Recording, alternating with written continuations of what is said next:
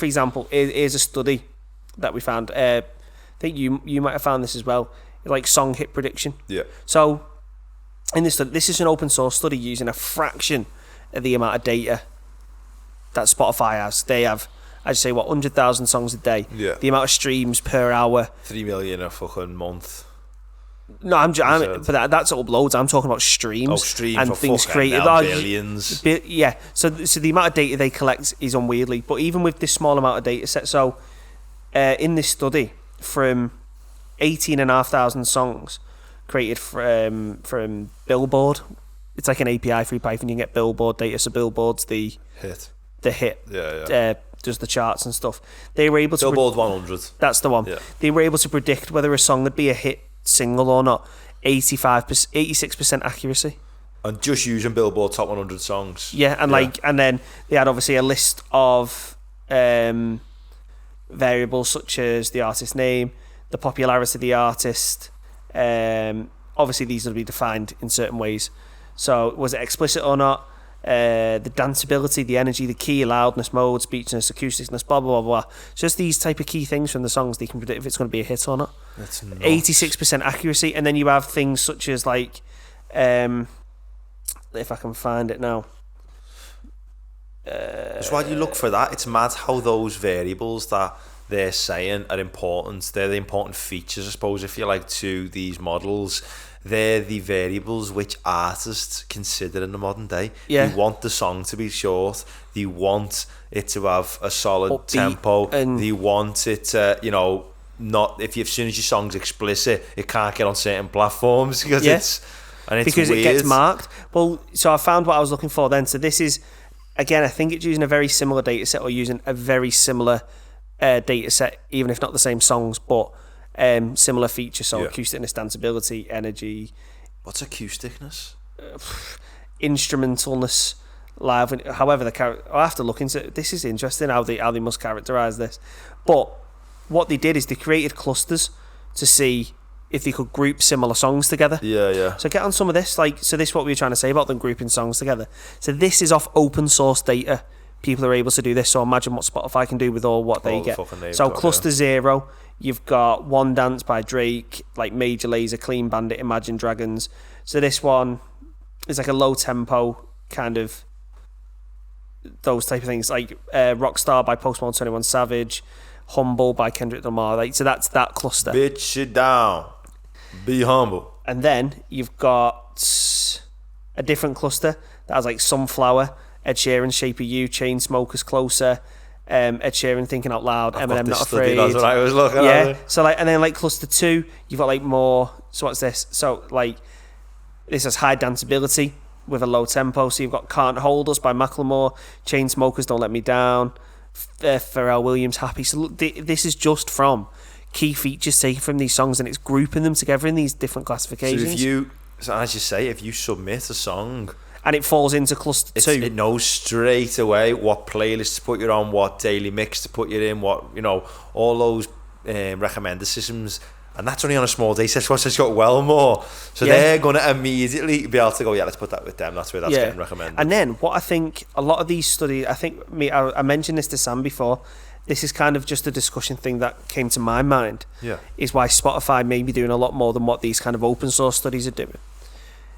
Is a lot of them say their predictions are better at predicting not a hit than a hit type thing.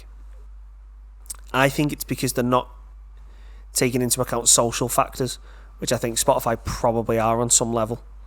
Because music success is also dictated by the cultural landscape. Like, for example, if Newcastle was doing really well financially, say if Newcastle was like London, fiscally wise, Sam Fender probably wouldn't be massive. Do you see what I'm trying to say? They're not demographics or actual cultural variables. Yeah, so like trying to get cultural and demographic variables, that type of thing. Yeah. So if you look at like that study with the 86%, that's solely the features of the song.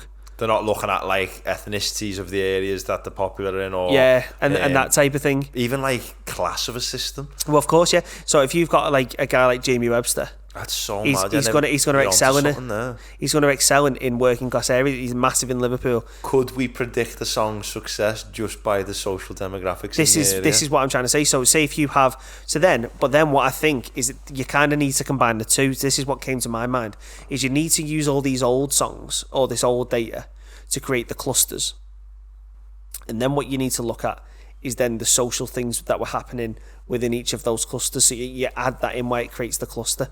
Does that make sense? Yeah. And then what was happening at that time? So like Oasis was that was the 90s. That's like Britain's fucked in the 90s. Yeah, you've got this working class band coming through. Then to say that's there, but then say in the future you got similar economic status, kind of like it is now. Band coming from a working class area, it falls into that category. Well, that might do very well. Then use that as the prediction as potentially success or not. So you're adding in these you're making it a more multifaceted problem instead of just looking at the songs. That's so clever. It came to me when I was podcast and do it. You will never hear this. No, it's so true. Like, music doesn't just exist in a realm that just is about the music. It's not a function of a data product. Even though a lot of it is now, like a lot of music seems like it's being made. It's always coming through a social, cultural landscape. Yeah, music always addresses the times, in for way, example, shape or form. People like Sam Fender, they've got massive because their music has come in a time where the economy is doing bad. He's singing about these topical things. Comes from an area like Newcastle, everyone gets behind him, right?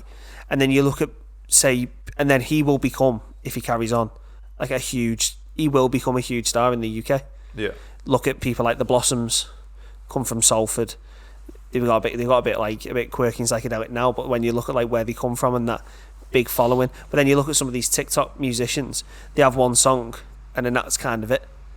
There's no sort of cultural backing that pushes people. Interesting thing with the Blossoms though is the music isn't like Sam Fender he addresses political things. I Sonic Missiles, Dead Boys, what's the one about like he's literally got one called White Privilege. That's very like the Borders is about like domestic abuse and he's got the one about I can't talk to anyone. I can't talk to anyone. I get what you're saying. Like about he can't talk to his dad. It's like addressing things that like fellas especially don't normally talk about. I get like you could paint a brush over Sam Fender and quite. But then what? But the Blossoms. What was it about the Blossoms? They don't sit on any like hard social or cultural lines. At least I don't think that might prove me wrong. They were kind of like they were basically a Manchester band following kind of a phase when there was people love Manchester bands. But like Girlfriend, this is the song about. But now, as you say, now they've got big. So that third album they've made is a bit more like Rhythm Around the Bomb. Yeah, it's a bit different to what their original stuff was. So, because they've got big enough, so they can do that type of thing. Going back to all what we were saying before. So, what are you saying that the recommender systems, as an investigative piece, are you saying that we could identify how successful a song would be based on where that song's getting released and the demographics in there? I think, for me, what was very obvious about reading these studies is that it is very targeted on can we tell from a song whether it's going to be a hit, but then that fails in a lot of areas. Yeah. So how do you get the true nuance? How do you get the true? You have to look, because the best music comes from like the feeling in an area, the social backing of what music is and where it came from.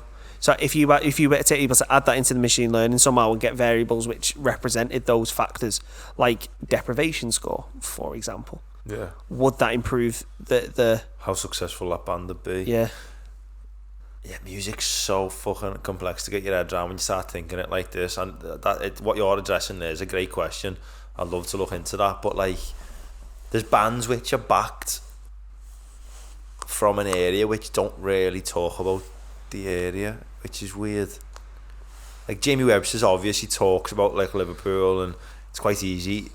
You understand why people are backing him in the area, but then I suppose you think of a band like The Cure, who don't really sing about.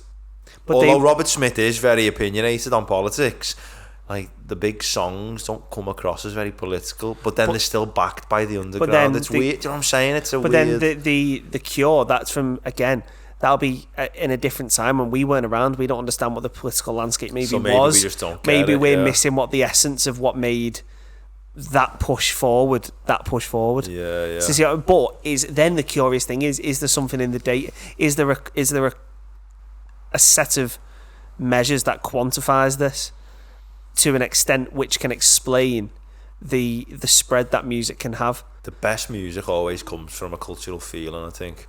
Yeah. And a social feeling, like Oasis comes from working class Manchester, Beatles come from working class Liverpool. Like as you say, all the blues artists in America back in the day, all the shit they went through, and it comes across in the music. Because you can feel it's got something it's about got the pain, it's got realness to it. You know what I mean? Oh, that's never thought about that. That's what I mean. So as a research piece, I think that'd be so interesting to see. Right, so there's a lot of documented things out there now about how music can be predicted. Hit songs, you can cluster things together, you can measure things, you can see would a song fall in a particular genre that you wouldn't necessarily put it with. Yeah. So you can combine genres like we were saying before. I think adding in that extra little trying to take into account the social and cultural landscape. Yeah, if you can, as best as you can. Would Spotify be doing that? I'd be unsurprised if they hadn't tried it. Yeah, I think they will be doing it, but they don't. You know, well, obviously they're not open source with a lot of the things. They're not going to give the gravy away, are they? No. Crazy, dude. That is crazy. It's an interesting. That'd be a very interesting kind of analysis piece to get involved in, I think.